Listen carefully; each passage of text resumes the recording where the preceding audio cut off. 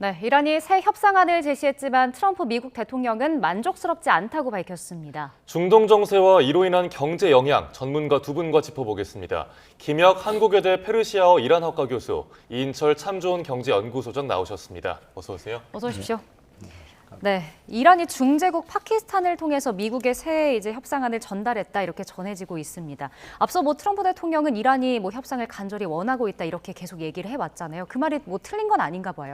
네, 4월 27일 날 이란 측에서 제시한 3단계 협상안이 있었습니다. 그 3단계 협상안이 사실은 좀 트럼프 대통령 입장에서는 조금 황당한 협상안이기도 했던 것이 네. 일단 1단계로 호르무즈 해협을 개방을 하고 그리고 이제 2단계로 종전 선언을 한 이후에나 그리고 이제 3단계로 핵협상 관련된 논의를 진행을 하자라고 해서 트럼프 대통령 입장에서는 단호하게 그건 수용 불가라고 이제 선언을 했던 거죠. 그리고 어제 5월 1일 날로 지금 이제 새로운 협상안을 이란 측에서 이제 제시했다라고 얘기는 나오는데요. 물론 트럼프 대통령도 이 부분에 대해서는 만족스럽지 않다, 수용 불가라는 표현은 하진 않고 만족스럽지 않다. 물론 이제 좀 어쩔 수 없이 지금 상황이 트럼프 대통령의 입 하나하나를 저희가 좀 이렇게 계속 이렇게 분석을 해야 되는 좀 아쉬운 상황이긴 한데 아직 정확한 그 내용들이 이렇게 아직 보도되고 있지는 않은데 일부 그 월스트리트 저널이나 이런 쪽에서는 분석을 하는 내용이 이란 측에서 4월 27일 날 그 제안을 했었던 호르무즈 해협에 대한 봉쇄를 해제하는 것은 이란 측에서 철회를 한 것 같다. 그리고 나서 대신 이제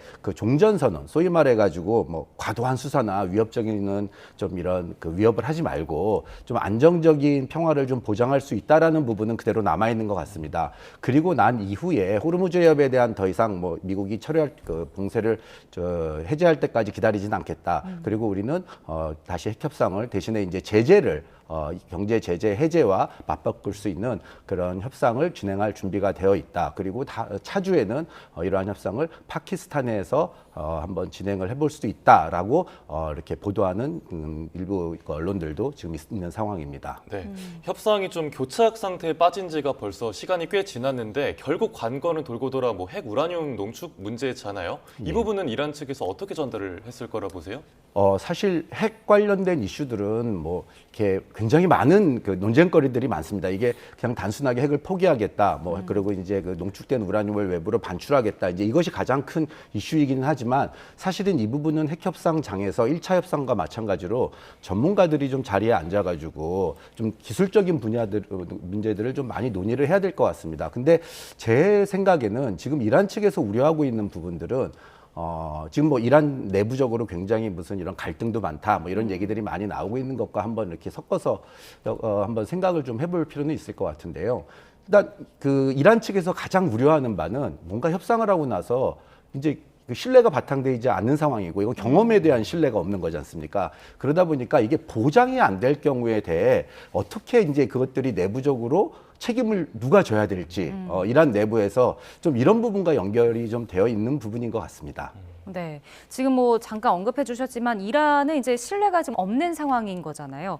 그래서 이란이 이제 미국의 과도한 요구나 도발 행동을 멈춰야 한다라고 요구를 하고 있거든요. 이 부분은 어떻게 보시나요? 그러니까 이 부분이 앞서 말씀드렸던 그 부분인데요. 지금 지속적으로 아락치 외무장관이 얘기를 하는 부분은 특히 오늘 같은 경우에서도 아직 확실하진 않지만 호르무즈 해협에 대한 봉쇄는 어쨌든 우리가 좀 철회를 하겠다라고 그런 말이 사실이라면은 일단 아락치 외무장관은 오늘 그와 동시에 이제 새로운 종전안이 전달이 됐다라고 발표한 이후에 직접 이제 SNS를 통해 가지고 말씀해 주신 것처럼 좀 위협적인 수사나 도발적인 행동을 중단해 달라라는 이제 그러면 우리는 언제든지 협상 자리에 앉겠다. 사실 이 말은 지금 저희가 매일 트럼프 대통령의 입을 통해 가지고 나오는 굉장히 좀 과도한 수사들 이런 부분 그리고 이제 이로 인해 가지고 이란 측에서는 굉장히 그런 이제 불안감이 남아 있을 것 같습니다. 2018년 5월달에도 JCPOA에서 탈퇴를 했었고 두 차례 있는 핵협상 과정 속에서도 다시 공격을 하고 이제 이런 과정들이 계속 번복이 됐기 때문에 사실은 이번에도 종전협상을 먼저 하자라는 게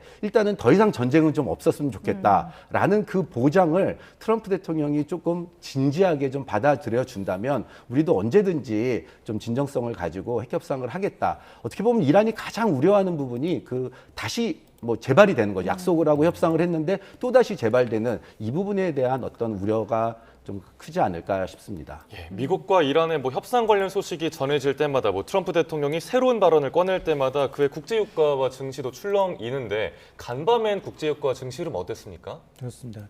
일단 뭐 주말 뉴욕 증시는 좋았습니다. 증시는 사실 종전 협상 되고 난 다음부터 먼저 미국 증시는 주요 지수가 사상 최고가를 갈아치웠는데 증시의 이제 가장 큰 이 지정학적 리스크를 배제하게 되면 기업 펀더멘털입니다. 4월부터 이제 1분기 이 빅테크 기업들 실적 발표가 되는데 지금 S&P 500대 기업 가운데 한 뭐 실적 발표한 기업들 가운데 80%가 10개 기업 가운데 8개 기업이 어닝 서프라이즈. 실적이 예상치를 웃도는 거예요. 그러니까 당초 전쟁이 장기화되면 기업 실적도 둔화되고 에너지 비용 증가에 따른 물류비, 뭐 인건비 이런 비용이 더 늘어나서 실적이 영향을 미치겠지라는 우려를 깬 거예요. 그러다 보니 지금 나스닥은 사상 처음으로 종가 기준 25,000선을 돌파하고 있고 S&P 500 지수도 지금 이틀 연속 사상 최고다 보니까 하루하루가 새로운 역사를 써내려가고 있는 겁니다. 그런 와중에 지금 뭐 국제유가는 사실은 급등락을 좀 거듭하는 양상이에요. 2차 종전협상 지금 계속해서 지연되고 있죠. 그러다 보니 국제유가는 브렌트유가 글로벌 벤치마크 유가인데 장중한 때 126달러까지 거의 한 10% 내로 오르고 있어요. 그러니까 증시 변동성보다도 국제유가의 변동폭이 상당히 좀 커지고 있다. 네. 그런데 오후장 들어서 또 어떤 기대감이 들었느냐면 오히려 이란이 새로운 제안을 해놨고 그리고 이제 이런 제안을 이제 물론 트럼프 대통령은 마땅치 않다라고 하더라도 어쨌든 협상 테이블에 앉을 수 있다라는 기대감 때문에 좀 빠졌어요. 주말에는 빠졌는데 그럼에도 불구하고 브렌트 유가 기준 110달러이기 때문에 지금 선물 가격 기준에서 가장 많이 올랐었던 때가 120달러. 현물은 뭐 중동산 이제 두바이 현물 기준은 160달러까지 갔었지만 브렌트 유가는 거기까지 가지 않았어요. 거기까지 가지 않았기 때문에 지금은 그 경계상 굉장히 좀 종전 협상 이후 90달러대까지 빠졌던 브렌트 유가 지금 110달러 내지 지금 108달러까지 지금 오르내리고 있는 상황입니다. 네, 지금 이제 미국 증시가 이란 전쟁의 뭐 충격이나 공포에서 벗어났다 이런 얘기도 나오더라고요. 그럼 앞으로도 이전처럼의 큰 변동성은 없을 거다 이렇게 봐야 되는 겁니까? 일단 저는 이제 그 전쟁이라는 우리 과거 이제 학습 효과라고 해서 중동 전쟁이 있었을 때 한 6주, 4주 정도 지나고 나면 V자형 반등을 해왔어요. 근데 지금 딱 거기 구간까지는 맞아요. 그런데 지금 전쟁으로 인해서 지금 국제유가가 다시 세 자릿수를 넘나들고 이게 지금 물가 지표가 3월 거, 4월 거 나오고 있는데 이게 아직 중동전이 채 반영되기 전입니다. 그런데 미국의 3월 물가를 보게 되면 연준의 통화 정책에 가장 영향을 미치는 PC 물가 지수가 3.5%예요. 이미 그러면 연준이 지금 더 이상 금리를 내리기 어려운 상황으로 가고 있기 때문에 이게 4월, 5월 되면 더 높은 수준까지 올라갈 수 있다. 그리고 미국이 가장 중요한 건 미국이 쉘 혁명을 통해서 최대 산유국이에요. 수출하고 있어요. 그럼에도 불구하고 지금 미국 내 소비자들이 가장 체감하고 있는 휘발유 가격은 갤런당 4달러를 넘어섰습니다. 4.4달러를 웃돌고 있기 때문에 이건 우리가 어떤 거냐. 스타벅스 커피 한 잔에 4,500원 하다가 갑자기 9,000원 뛴 거예요. 이런 체감 느낌인 거예요. 그러니까 소비자들의 심리가 체감하는 심리가 확 떨어질 수밖에 없는 상황이어서 소비 심리, 특히나 이제 인플레이션 기대 심리라고 할 수 있는 소비 심리는 100이 기준이라면 50을 밑돌고 있습니다. 49.8까지 떨어져 있는 상황이어서 아마 저는 이런 상황이라면 이런 괴리감이 점점점 커지면 유동성 장세도 한계가 있다. 물론 실적이 계속해서 뒷받침되면 고점은 또 올라갈 수 있겠지만 언제든 중동전 리스크로 인한 물가 전이 현상이 눈으로 확인된다, 숫자로 확인된다라고 하면 꺾일 수도 있습니다. 예, 결국은 물가가 변수라는 말씀이시고 이렇게 모두가 좀 협상에 빨리 진전이 되고 종전이 되기를 바라는 마음인데 트럼프 대통령이 이제 전화로 협상하자 이런 말을 했더라고요. 그러면 그 전화의 대상은 누가 되는 건지, 뭐 아라그치 장관일지, 뭐 모츠타바 최고 지도자일지 교수님은 어떻게 보세요? 아직까지는 파키스탄을 통해 가지고 중재 역할을 계속 하고 있는 것 같습니다. 뭐 직접적으로 이란과 이렇게 협상을 하고 있을 것 같지는 않고요. 그렇게 되면 오히려 더 많은 혼동이 이란 측에서는 또 우려될 수도 있을 것 같아서 아직까지는 파키스탄을 통해 가지고 모든 중재안들이 오고 가고 있는 것 같고요. 이제 뭐 2차 협상이 또 뭐 파키스탄에 간다 안 간다 이런 것들로 불발이 됐기 때문에. 때문에 이제 다시 한번 협상이 열려서 이제 그 이슬라마바드의 미국 측이나 이란 측에서 다시 모이게 된다면 그때는 좀 끝을 내자라는 그런 의도로 좀 보이는 해석을 좀 해봐야 될 것 같습니다. 네, 뭐 전화 통화로 협상의 끈이 놓아지진 않은 상황이지만 트럼프 대통령이 이제 미군으로부터 이란에 대한 새 군사작전 계획을 보고받았다 이런 보도도 나오더라고요. 그럼 미국이 다시 군사 행동에 나설 수도 있다 이런 뜻일까요? 사실 뭐 그 가능성을 계속 염두에 두고 있는 거는 미국도 마찬가지고 이란도 그쪽 그런 측면에 대해서는 좀 대비를 계속 하고 있는 것 같습니다.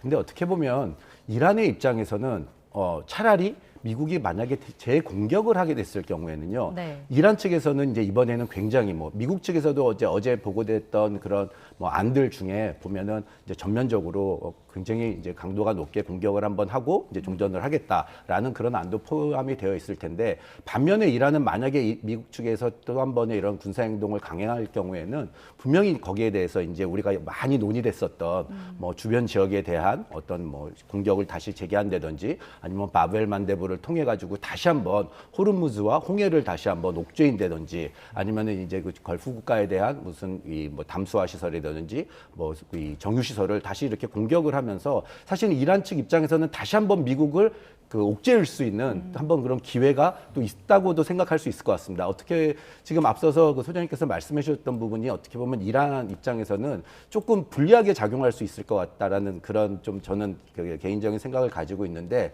이란 입장에서는 호르무즈라는 카드가 점점점 약해지고 있습니다. 거기다 역봉쇄도 당했지만 초반에 호르무즈 해협이 봉쇄당했을 때 가졌던 국제사회나 아니면 특히나 금융시장에서의 어떤 그런 이 영향력이요 굉장히 좀 약화됐다라고, 그리고 또 국제사회가 거기에 좀 적응을 좀 해나가고 있는 상황이지 않습니까? 그러다 보니 이제 이란 측 입장에서는 이것을 강력한 지렛대로 사용하기에는 조금 어떻게 보면은 아주 달콤한 아이스크림이었는데 그 아이스크림이 점점 손에서 이제 녹고 있었던 거죠. 그래서 어떻게 보면 미국이 다시 한번 공격을 재개한다 그러면 아주 강력하게 대응을 해서 다시 한번 미국과의 어떤 이런 협상장에서의 어떤 지렛대 역할을 좀 강력하게 갖고 가게 하는 그런 계기가 될 수 있을 것 같습니다. 다만 이제 이란 측에서 가장 우려하는 바는 뭐냐면 그런 게 없는 겁니다. 그냥 일반적으로 노딜로 끝나는 겁니다. 뭐 어떤 군사적인 행동을 하지 않고 지금에서 일방적으로 그냥 승리 선언을 해버리고 어떤 경제 제재나 이런 해제에 대해서 경제적인 어떤 보상이라든지 이런 부분들이 논의되지 않은 상태에서 이제 미국이 빠져나가 버리면, 그러면 이란 입장에서는 스스로 호르무즈해협을 봉쇄하고 이 주변에 있는 국가들에 대한 정유 시설을 공격한다라는 거는, 그렇게 되면 국제사회로부터의 모든 지금까지의 이렇게 어떻게 보면 그런 여론들이 뭐 단 한 순간에 이렇게 바뀔 수 있는 우려가 있다고 저는 생각을 하거든요. 그래서 어떻게 보면 지금 아마 이런 부분이 이란 입장에서도 어떻게 해서든지 좀 협상으로 이걸 좀 종전을 이끌어 가서 어떤 경제적인 협상을 좀 이렇게 결과론을 손에 쥐어야 된다라고 하는 그런 좀 강박관념이 좀 있을 것 같습니다. 알겠습니다. 앞서 소장님께서 그 셰일 혁명 이후에 미국이 최대 산유 수출국으로 변했고, 그런데 국제유가가 롤러코스터를 타는 와중에 이번 전쟁의 수혜자로 뭐 미 정유업체들이 떠오른다 이런 이야기도 좀 들리더라고요. 어떻게 해석해야 됩니까? 근데 이게 참 이 미국이 구조적으로 이 중동의 진압적 리스크 때문에 반사이익을 얻어서 셰일가스의 손익분기점을 넘었기 때문에, 그러니까 미국 본토의 생산 기지를 갖고 있는 정유업체는 수신이익이 늘고 있지만, 그러나 메이저 업체들은 본토에만 있는 게 아니라 중동 전역이 다 있습니다. 근데 중동이 지금 수출이 막혀 있다 보니 중동의 기반을 둔 메이저는 울고 있어요. 실제로 엑선모빌, 쉐브론과 같은 메이저 업체들의 1분기 실적을 보니 1년 전에 비해서 수익이 40% 넘게 줄었다는 겁니다. 자, 이러다 보니 이런 불균형이 주는 게 뭐냐? 바로 물가 충격이에요. 아무리 최대 산유국이라 하더라도 물가는 글로벌 벤치마크 유가에 연동됩니다. 즉 지금 뭐 생산자 물가, 유가 상승이라는 게 시차를 두고 생산자 물가, 소비자 물가를 밀어 올려서 구조적으로 공급 강국이 된 미국조차도 이 영향권에서 벗어날 수 없다라는 얘기인데, 특히 문제는 지금 시작에 불과하다. 이제 유가 상승은 시차를 두고 1, 2개월 시차를 두고 이제 소비자 물가에 반영되기 때문에 아마 이번 달 4월, 5월로 가면 물가 수준이 더 높아질 수 있습니다. 네. 근데 이제 문제는 이런 물가 충격이 미국에만 영향을 주는 건 아니잖아요. 전 세계로 뭐 퍼져나갈 수밖에 없을 텐데, 이게 뭐 종전이 바로 된다 하더라도 그 영향은 좀 더 오래 미치지 않는 맞습니다. 미치는 건 아닌가요? 맞습니다. 이게 구조적으로 우리가 이제 1차 오일 쇼크 때와 2차 지금과 이제 차이점을 들라면 당시에는 이제 정말로 그런 경제 쇼크가 오게 되면 글로벌 중앙은행들이 돈을 풀어서 경제를 부양할 수 있는 수단이 생기지만 지금은 코로나 이후로 풀렸던 유동성을 다 흡수하기도 전에 전쟁을 맞았어요. 그러면 여기서 돈을 더 풀면 물가를 더 자극하기 때문에 중앙은행이 힘을 쓸 수 있는 방법이 없습니다. 그러다 보니 만에 하나 여기서 이제 국제유가가 더 오른다라고 하면 이미 지금 항공료는 사상 최고예요. 유류할증료는 지금 싱가포르 기준에서 사상 최고이고 해운업 물동량 안 되고 있고요. 그리고 이제 이 각종 이 나프타를 비롯해서 이제 원유를 들여다가 나타나는 이제 부산물로 만드는 하물며 이제 비닐봉투부터 시작을 해서 반도체 소재 부품까지도 지금 막혀 있는 상황이기 때문에 이게 사태가 좀 장기화된다라고 하면 전 세계 경기에 영향을 미칠 수 있다. 이게 바로 이제 저성장 속 물가가 오르는 S의 공포가 현실화될 수 있다는 겁니다. 예, 그 S의 공포와 함께 이제 전쟁이 석 달째로 접어들었습니다. 그러면서 의회 승인 없이 그 대외 무력 행사에 나선 트럼프 대통령 기한은 이미 60일이 현지 시간 5월 2일로 넘어가면서 만료가 됐죠.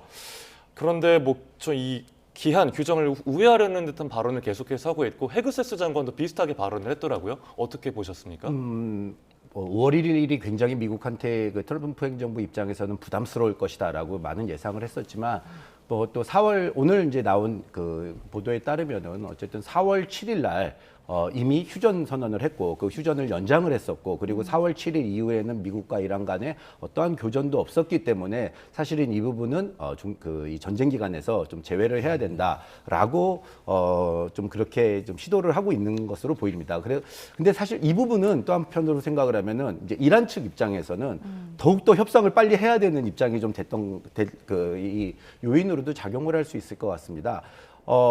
시간은 사실은 이란 편이었다라고 다들 그렇게 좀 생각들을 처음에는 다들 했었는데 이게 점점 시간이 지나가면서 호르무즈 앞서 말씀드렸던 것처럼 호르무즈의 역봉쇄로 인해 가지고 호르무즈에 대한 효과도 굉장히 급감하고 있는 상황에 5월 1일이라는 어떤 이제 그런 한정된 시간이 딱 정해져 있었기 때문에 미국에서도 굉장히 부담스러울 것이다. 근데 이제 이 부분도 어떻게 보면은 미국 측에서 별로 신경 쓰지 않을 수도 있는 거고 또 5월 15일 날 있는 뭐 시진핑 대통령과의 또 이제 그 회담이 있는데 사실 이 부분도 만약에 연기가 된다라고 하면은 사실 이란 입장에서는 오히려 이란 시간은 내 편이라고 생각할 수 있는 그런 요소들이 점점 하나씩 제거될 수밖에 없는 상황인 것 같습니다. 트럼프 대통령 입장에서도 물론 이제 이런 전쟁 그 권한법에 대해서 굉장히 부담스럽기는 하겠지만 사실 이 부분으로 인해 가지고 이란과의 협상을 뭔가 서두르겠다거나 이런 제스처는 전혀 지금 보이지 않고 있는 상황인 것 같습니다. 네, 그러니까 협상 교착 상태가 이어지고 호르무즈 해협 긴장도 계속 이어지고 있습니다.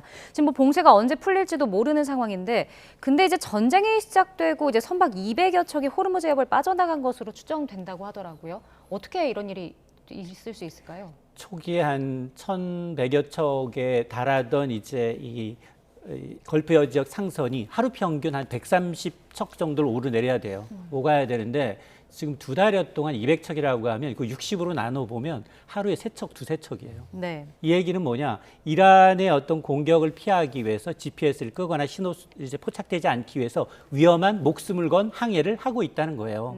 이걸 빠져나온 것들 또 여기에 보면 일부는 통행료를 냈다는 얘기도 있고요. 통행료 내지 않고 이란의 어떤 이제 이란 이제 그러니까 굉장히 이제 해안선으로 가까운 이란이 지정한 해안선을 통해서 이제 운반했다라는 얘기인데 이 얘기는 뭐냐? 결국 이제 호르무즈 해협이 완전 지금 봉쇄 내지는 역봉쇄를 통해서 협상의 지렛대 역할을 하고 있는 상황에서는 이렇게 되면 운임은 더 올라갈 수밖에 없고요. 보험료는 더 올라갑니다. 이게 모든 세계에 다 올라가는 글로벌 물류 비용의 증가로 이어질 수밖에 없는 상황이어서 빠져나왔다라는 건 긍정적이지만 그러나 그 물량이 아직도 제한적인 수준이기 때문에 만족할 만한 물량은 아니다라고 봅니다. 네, 미국이 그래서 호르무즈 해협 통항을 재개하기 위해서 뭐 국제 연합체를 구상한다 이렇게 밝혔더라고요. 그런데 모즈타바 최고 지도자는 새 규칙 호르무즈에서 시행하겠다라고 밝혔고, 그럼 소장님께서는 어떤 시나리오가 제일 좀 이상적 또는 현실적이라고 보세요? 2차 세계대전 이후에 해상 어떤 물류의 근간은 적어도 이제 이런 해협의 경우에는 공해상 자유, 무역, 프리 공짜로 이제 무료로 왔다 갔다 할 수 있는 이제 항해의 원칙이 있었는데 이게 지금 무너지고 있다라고 지금 보는 건데요. 어쨌든 지금 이란은 어쨌든 가능한 한 통행 조건이나 통행 권한을 내세워서 통행들을 증수하겠다. 이걸 어떤 수단으로 확인하고 있고, 또 미국의 경우에는 또 다국제 연합을 통해서 항해 어떤 자유를 하려고 하고 있는데, 결국은 비용이 이전보다는 더 증가할 수밖에 없는 상황이거든요.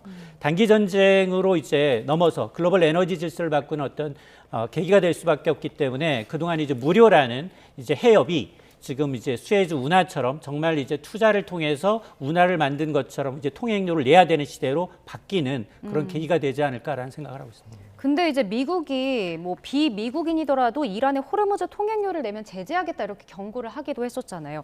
그래서 미국의 이제 2차 제재를 우려하는 목소리도 높던데 이 부분은 어떻게 봐야 될까요? 아직도 우리나라 배가 26척이 묶여 있어요. 자, 이러면 사실은 뭐 통행료 내서 한 척당 200만 달러 정도 내고 배럴당 1달러를 쳐서 30조를 내고 또 30억 원을 내고도 빼오고 싶은 국가가 한두 국가가 아닙니다. 왜냐하면 전체 아시아 국가들이 대부분 다 중동산에 의존하고 있기 때문에 그래서 지금 뭐 여기에 지금 한 2만여 명 이상의 선원까지 2달 동안 이제 묶여 있는 상황이기 때문에 우리도 사실 돈 주고라도 빼오고 싶지만 가장 무서운 건 미국의 이 세컨더리 보이콧.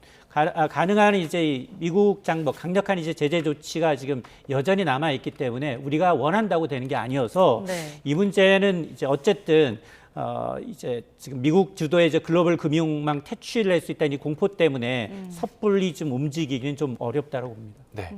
이런 가운데 이란의 언론에서 한국 이야기가 나왔더라고요. 반관영 메흐르 통신인데 한국이 뭐 미국의 동맹이지만 이란과의 소통 필요성 사이에서 균형을 유지하고 있다. 긍정적인 평가를 내놨습니다. 이런 우리에게 좀 청신호가 켜지는 걸까요?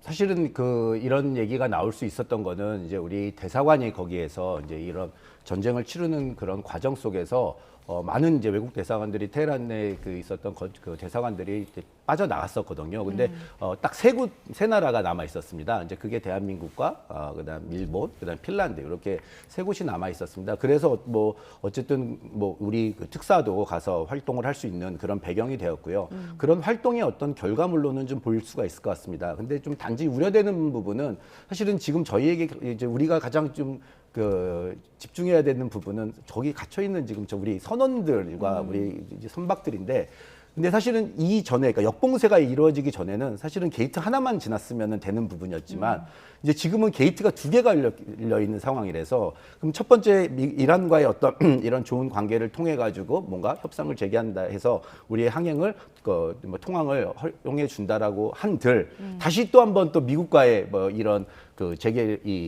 게이트를 또 지나야 되는 그런 어려움이 있어서 지금으로서는 사실은 뭐 이란 측의 이런 뭐 호의적인 발언 이런 부분들은 충분히 좀 이렇게 뭐 좋은 청신호로 볼 수 있겠지만 이제 걱정은 이제 그렇게 해서 나왔다라고선 치더라도 말씀하셨던 세컨더리 보이콧이라는 2차 제재, 그리고 또 미국과의 어떤 협상을 다시 해야 되는 좀 이런 난관들이 있어서 뭐 큰 그림에서 봐서는 빨리 이 역봉쇄가 계속 유지되는 한에는 우리 선박들이 좀 자유롭게 거기를 좀 빠져나와서 우리 선원들이 조금 더 편안해질 수 있는 그런 기회는 지금 조금 어렵지 않을까 그렇게 생각을 해보고 있습니다. 네. 근데 이런 상황에서 아랍에미리트는 석유 수출국이고 오펙에서 탈퇴하기로 했습니다. 뭐 추가 이탈국이 생길지, 그리고 세계 시장에 어떤 영향을 미칠지 궁금한데 어떻게 보십니까? 맞습니다. 이게 60년 전통의 이제 석유 카르텔이 이제 붕괴될 조짐에 있죠.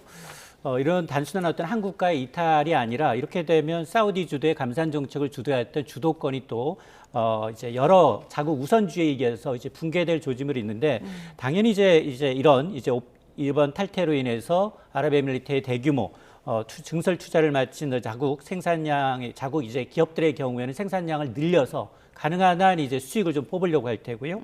또 이렇게 되면 주변 인근 국가도 똑같이 우리만 이제 여기서 남아서 전반적인 이제 규제 틀 안에 있는 게 아니라 각자의 목소리가 좀 커질 수밖에 없기 때문에 개별 국가 증산이라는 이제 도미노 현상이 나타날 수 있다라는 점은 긍정적이에요. 다만 이제 어쨌든 이제 오페크 주도의 시장 지배 체제를 가게 되면 지금 미국은 노리고 있는 게 베네수엘라부터 시작을 해서 지금 이란의 원유 시설까지 전부 통제하고 싶어하는 야욕을 지금 드러내고 있는 상황이기 상황이기 때문에 미국 주도의 어떤 원유 시장 패권이 넘어갈 가능성도 상당히 높아 보이는 상황이거든요. 자, 이렇게 되면 이전에 우리가 이제 전쟁 이전 60, 70달러였던 유가가 이제 한 단계 더 비용을 지불하든 통행료를 지불하든 동맹국한테 비용과 위험 비용을 전가할 가능성이 높기 때문에 상당히 우리는 이제 유가 변동성에 굉장히 민감하기 때문에 굉장히 중요한 뉴스라고 봅니다. 네. 그런가 하면 전쟁이 길어지면서 이란의 물가가 폭등했다는 소식도 들려옵니다. 뭐 이란 국민들의 생활고가 굉장히 심각한 상황이라고 하고 그 김혁 교수님께서 현지에서 입수하신 사진이 있다고 하는데 네, 화면에 띄워주시고요. 네.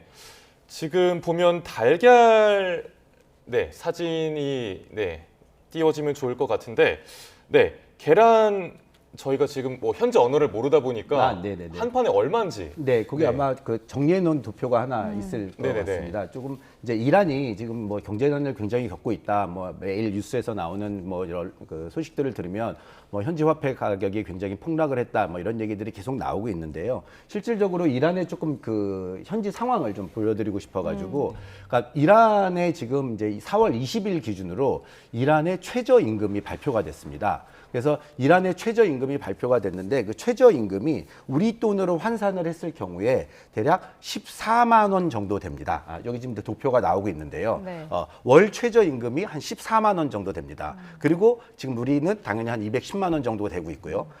거의 최저임금을 기준으로 본다면은 한 15분의 1 정도 차이가 납니다. 네. 근데 제가 말씀드리고 싶었던 거는요. 지금 현재의 물가를 좀 말씀을 드리고 싶었던 건데 지금 계란 한 판의 가격이 이란 내에서 한 6천 원, 닭고기가 한 5천 원 정도 하고 있는데 우리 지금 나라의 그 물가와 비교해 봤을 때 큰 차이가 없다라는 겁니다. 네. 거의 네. 비슷하네요. 이 말은 거의 물가는 차이가 없는데 실질적으로 급여 자체가 이제 15분의 1 정도밖에 되지 않은 상황이라면 지금 당장 이제 이란 국민들에게 있어서는 내일 뭐 어떻게 핵협상 우리 핵을 포기하고 이런 부분보다는 당장은 일단은 이제 민생고 먹고 사는 부분이 가장 좀 우려될 수 있는 그런 상황인 것 같습니다. 또 하나가 지금 이란이 경제적으로 또 어려운 부분이 물론 다들 기억을 하시겠지만 작년 12월 28일에 뭐 큰 시위가 일어났던 것이 결국에는 저 민생고가 있었던 것 때문에 시위가 일어나서 정부가 강경 진압을 했던 뭐 그런 부분이었습니다. 민생고라는 부분은 전혀 해결되지 않은 상태에서 지금 전쟁을 거의 60일 2달간 치렀고요. 그런 과정에서 거의 한 17,000여 곳 정도가 폭격을 당했습니다. 네. 근데 17,000여 곳 중에서 조금 더 이제 중요한 게 거기에서 그냥 뭐 군사시설도 있었지만 일반 피해 공장, 뭐 기업 이런 곳이 한 23,000곳 정도가 이게 폭격을 맞아서 파괴가 됐다 그럽니다. 그래서 제가 그 이란 현지에 있는 지인들과 연락을 해봤더니 가장 우려되는 부분이 이제 첫 번째가 지난주에 있었던 저 최저임금이 발표가 되고 나서 당장 이런 부분에 대한 이제 올해 한 해를 어떻게 살아야 될지 하는 그다음에 뭐 폭등하는 물가에 대한 걱정. 그리고 두 번째가요. 아까 말씀드렸던 것처럼 한 23,000여 곳이 폭격을 당하면서 직접 실직자가 한 100만 명 정도가 지금 나왔다라고 합니다. 그러면은 직접 실직자라고 하면은 간접적으로 계산을 해보면 한 200만 명 정도.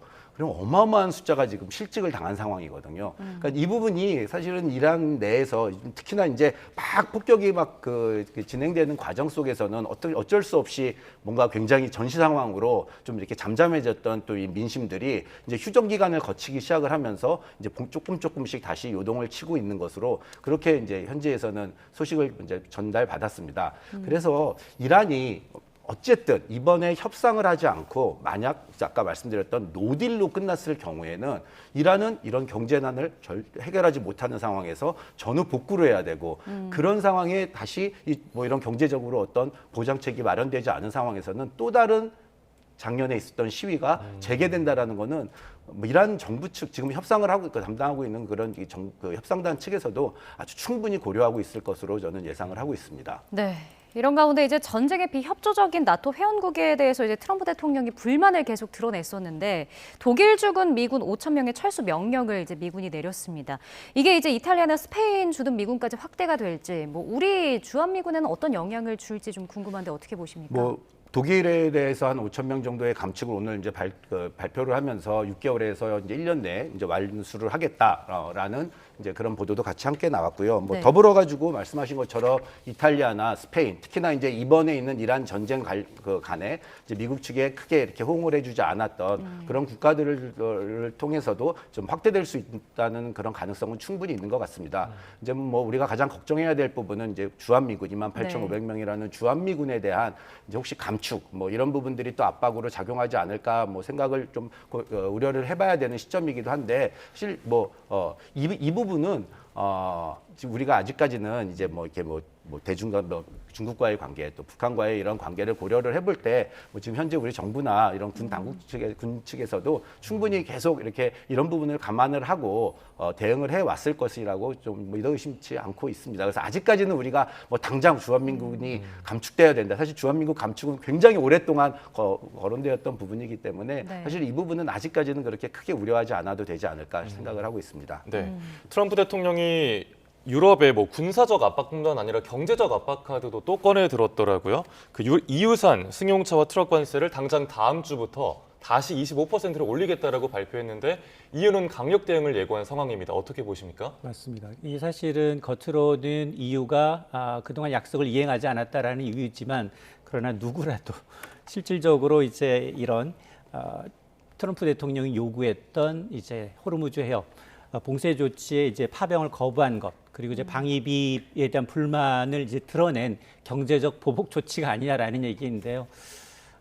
참 이게 문제는 25%로 올라가기면 단계적으로는 EU산 자동차가 25% 올라가니까 자동차 승용차에 대해서 같은 관세보다도 낮은 이제 한국과 일본은 단기적으로는 좀 수혜를 볼 것으로 보이지만 트럼프 대통령이 과연 이제 파병하지 않은 다른 국가, 동맹국한테 우리한테는 과연 이런 이제 카드를 또 내보낼 가능성이 높기 때문에 아마 물론 유럽연합은 이에는 이 눈에는 눈이에요. 마찬가지로 약속했던 미국산 자동차, 농산물, 항공기에 대해서 보복 관세 붙일 수 있고 WTO 제소할 수 있는데 문제는 우리입니다. 네. 우리한테 언제 어느 타이밍에 이게 날아올지 이걸 좀 대비해야겠습니다. 네, 알겠습니다. 오늘 두 분 말씀 여기까지 듣겠습니다. 지금까지 김혁 한국외대 페르시아어 이란어학과 교수, 이인철 참 좋은 경제연구소장 두 분과 함께했습니다. 오늘 말씀 고맙습니다.